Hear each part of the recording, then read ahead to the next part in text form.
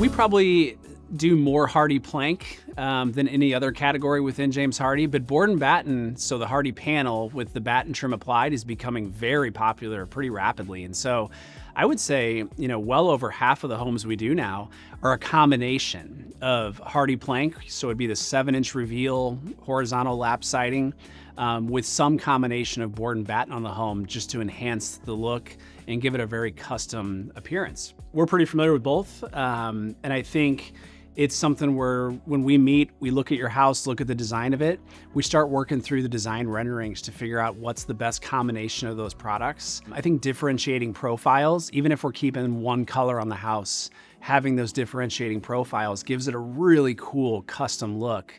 And so that's what's a lot of fun for us is, taking each individual uniquely designed home and coming up with ways to make it look, very intentional, very custom, and well done and very elegant.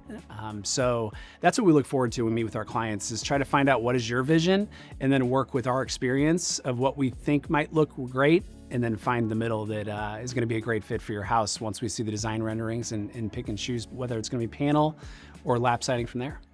During our initial consultation, we do ask a lot of questions of our clients. And so the idea is to find out how long and how much have they been looking into this.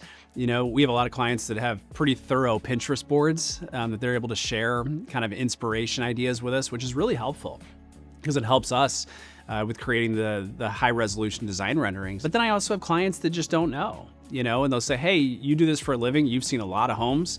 What do you think? And I'm more than happy to take a shot at it and create a design rendering that I think would look great.